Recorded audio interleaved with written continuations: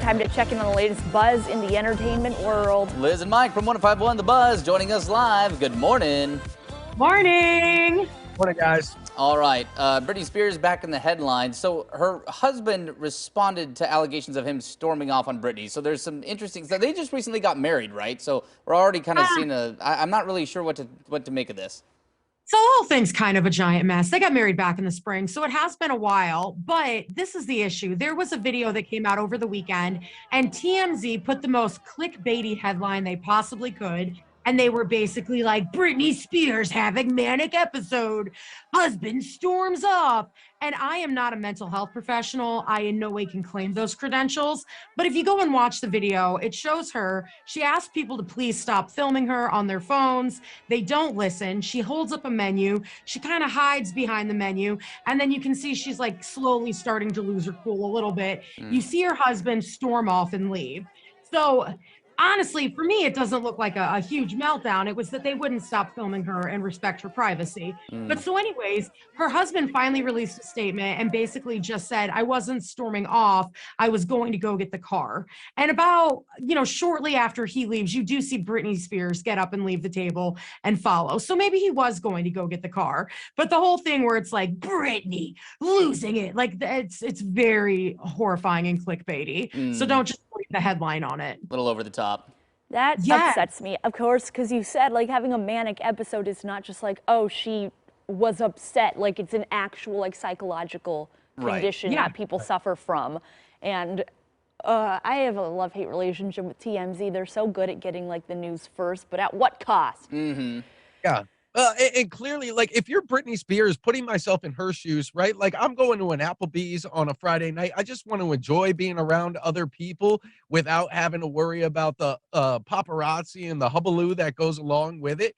And she can't even do that and enjoy a simple dinner. Yeah, a lot of those restaurants have private rooms in the back for the rich and famous, but maybe she just wanted to be amongst the people. She's not out in public that often, especially when she was under the conservatorship. It's true. And there is a conspiracy theory on TikTok. If you spend much time scrolling, there's this whole thing that's like, is Britney Spears missing? No one's seen her. So maybe this was an attempt to actually have a public appearance. Put that to rest a little box. It's Britney, yeah. It's Britney. And then it just kind of went downhill quickly. Also, Mike, if you're putting yourself in Britney's shoes, you're probably not walking into an Applebee's on a Friday night. I bet she's going somewhere else. You've never had their boneless wings. Oh, I have. I might be at an Applebee's on a Friday night. I just don't think Britney. I don't care. Applebee's on a Friday night is dreaming big for me right now. So I'm praying and hoping. Love it. Whoever I may become one day, Applebee's will be. It's simply the best food in America, second to Costco. I digress. This one's a little personal for me. I have not seen the Glee docuseries. It is my favorite show from growing up. It literally was the show. It's like, it's okay to be who you are. That was Glee. Loved it so much.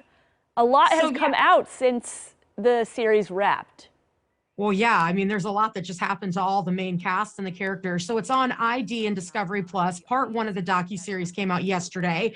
A lot of the people that were involved in the show are distancing themselves from it, saying they don't agree with the documentary. They want nothing to do with it. But then there's also people in the documentary that worked behind the scenes that are publicly speaking about their experiences. And this is all alleged. Let me throw out the air quotes as I say it. But the biggest revelations that came out so far is, Lea Michele was a narcissist. She would tell people not to sit with her at lunch. She would have people on the cast say that they were ruining her vibe.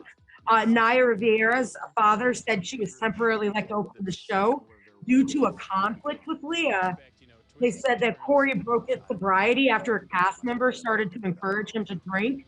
Like, there's just a lot to unpack here with everything and all the sadness that went into the actors' lives with the series. I know 3 of the main casts have now died in very not just simple ways. Tragic. Lea Michele, of course, it's always been Lea Michele. She was hard to work with. She was mean. I'm not saying I'm a Lea Michele apologist because I have read that she did some pretty mean things, but I'm saying I don't think she ever claimed to be a saint.